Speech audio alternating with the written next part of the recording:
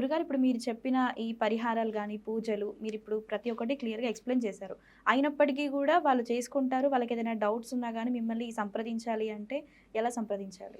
ఖచ్చితంగా అండి. ఇప్పుడు మన వీడియోస్ అన్నీ చూస్తున్నారు. మనమంటే ఏందో ప్రజలకి తెలుసు. హ్మ్. ఎక్కడెక్కడికెళ్ళి ఇప్పుడు ప్రతి ఆలయంకెళ్ళి కాశీకి వెళ్ళండి అనే విధంగా ప్రతి గురువు దగ్గరికి వెళ్ళేసి చివరికి సురేష్ బాబు గారు గుర్తొస్తూ ఉంటారు. హ్మ్. మన దగ్గరికొచ్చేటప్పటికే జేబులు గూడా ఉండవు. అందుకే నేను కూడా జేబులు లేని షర్టులేసుకుంటూ ఉంటాను. ఎందుకంటే నాకు డబ్బులు ఇచ్చేవారు ఎవరు ఉండరనమాట. మనకంతా కూడా చేస్తూ ఉంటారు కాబట్టి ఇబ్బందితో వచ్చిన వాళ్ళకి, కష్టాల్లో వచ్చిన వారికైతే ఖచ్చితంగా మనము తోడుంటాము. వారు హ్మ్. నీతిగా, నిజాయితీగా వస్తే మనం కూడా అలానే నీతిగా, నిజాయితీ చేస్తూ ఉంటాము. కాబట్టి ఎవరికైనా కావాలంటే కూడా ఇంకా నాకు సమస్యలు ఎక్కువగా అవుతున్నాయండి. నాకు అర్థం కావట్లేదు. మీరన్నట్టుగానే నాకు గ్రహరీత్యానో, గోచారరీత్యానో, దశాంతర దశలో లేకపోతే జాతక ప్రకారం కాదండి. నాకు ఏదో నిజంగానే అవుతుంది. నాకేదో డౌట్ వస్తూ ఉంది. ఇంట్లో భార్య మాట వినట్లా, భర్త మాట వినట్లా, పిల్లల మాట వినట్లా, నాకు ఎవరు లాగేస్తున్నారు. ఎంత చేసినా కూడా అక్కడే ఉంటున్నాను నేను. ఎక్కడికి చిక్కుపోయి ఉంటున్నాను. ఊబిలో చిక్కుపోయి ఉన్నాను. పద్మవ్యూహంలో ఉన్నాను. నాకు అర్థం కావట్లేదు అని చెప్పేసి బాధపడేవారు కానీ, ఏది సోర్స్ అంటే పక్కన ఉన్నటువంటి అవకాశాలు ఏది దొరకట్లేదు. ఎంత చేసినా ముందుకెళ్ళలేకపోతున్నాను. నన్ను ఎవరు గుర్తించట్లేదు. నాకు చాలా తెలివితేటలు ఉన్నాయి. నేను చాలా చదువుకున్నాను.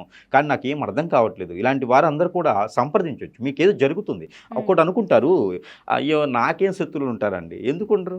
హ్మ్. ప్రతి ఒక్కళ్ళకి శత్రువులు ఉంటారు. శత్రువులు అంటే ఎక్కడి నుంచి రారండి. మన పక్కనే ఉంటుంటారు. హ్మ్. మరొకటేంటంటే చాలా మందిలో ఉన్నటువంటి సందేహం ఒకటి ఉంటుంది. ఏమిటంటే నేను ఎవరికీ పుట్టిన తర్వాత అన్యాయం చేయలేదు. హ్మ్. నేను ఎవరికీ మోసం చేయలేదు. మరి నాకే ఎందుకు చేస్తున్నారు? ఇది హ్మ్. అందరిలో ఉండే డౌటు. అవును. ఎప్పుడైనా సరే మీ నాన్నగారికో, మీ తాతగారికో, మీ వంశంలో ఎక్కడైనా జరిగుంటే హ్మ్. తప్పు గాదు. హ్మ్. చేతబడి ఇప్పుడు ఎవరికైనా చేసి ఉంటే, వారు మధ్యలోనే కాలం చేసి ఉంటే, లేకపోతే వారు తీసేసుకొని ఉంటే, అది మళ్ళీ మీ మీదకొస్తుంది. ఓకే. వంశపారపర్యంగా కర్మలుంటాయి కొన్ని. కర్మలు. అవును. వంశపారపర్యంగా కొన్ని దోషాలు వస్తూ ఉంటాయి. అమ్మవారికి గానీ, స్వామివారికి గానీ, హ్మ్. ఎక్కడైనా సరే మనం మొక్కుబడులు గానీ, ప్రమాణాలు కానీ, ఏదైనా సేవలు గానీ చేస్తూ వదిలివేసున్నారనుకోండి, ఆ కర్మలన్నీ మనకు పట్టుకుంటాయి. హ్మ్. ఇలాగ ఎన్నో రకాల దోషాలుంటాయి. మనకి అవును. బాగలేదు, ఎదగలేకపోతున్నాం, పెళ్ళిళ్ళు అవ్వట్లేదు సరైన సమయానికి అని మనం ఇంకా ఇక్కడే ఉన్నాం మనము. నేనెప్పుడు సీఎం అవ్వాలి, నేనెప్పుడు ప్రధాని అవ్వాలనుకుంటే కూర్చుని దగ్గరికి అవ్వలేరు ఎవరు, వయసైపోతుంది. కానీ హ్మ్. మనం కూడా అవ్వచ్చు.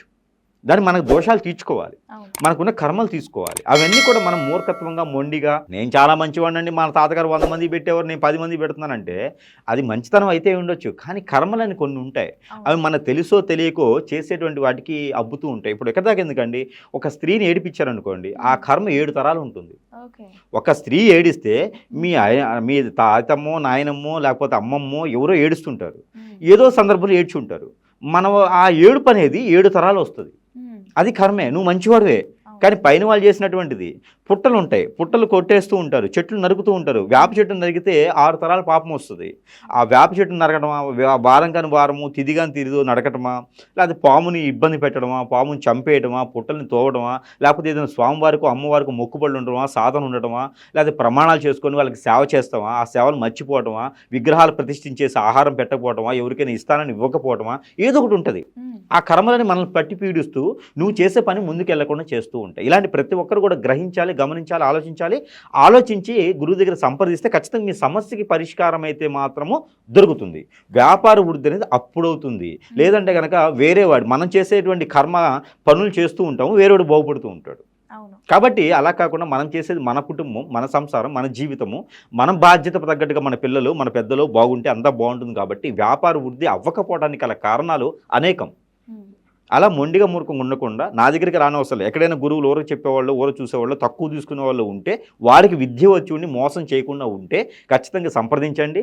ఆ సంప్రదిస్తే ఆ సమస్యకి పరిష్కారం అనేది ఖచ్చితంగా దొరుకుతుంది. లేదు అంటారా, నాకు సంప్రదించొచ్చు. స్క్రీన్ మీద నెంబర్ ఉంటుంది, హ్మ్. సంప్రదించొచ్చు. నేనేం వేలు, లక్షలు, కోట్లేం తీసుకోను. డబ్బులు ఉన్నా లేకపోయినా సరే న్యాయతీగా మనము మీకు మంచి జరిగేదానికి ప్రయత్నం అయితే మాత్రం ఖచ్చితంగా ప్రయత్నం చేద్దాం. తప్పకుండా గురుగారు. అయితే ఈ వ్యాపారంలో అభివృద్ధి చెందక చాలామంది చాలా విధాలుగా సందేహపడుతూ ఉంటారు. అండ్ వాళ్ళలో వాళ్ళే సతమతమవుతూ ఉంటారు. మీరు వారందరికీ చక్కటి పరిహారాలు, పూజలు అండ్ ఏ రాశి వాళ్ళు ఎలాంటివి పాటించాలి అనేది చాలా క్లియర్‌గా ఎక్స్‌ప్లెయిన్ చేశారు. మరొకటి ఏంటంటే గనక హ్మ్. మనది ఆఫీస్ వచ్చేసి హైదరాబాద్ ఉంటుంది, హ్మ్. తాండూరు ఉంది, హ్మ్. వరంగల్ ఉంది. హ్మ్.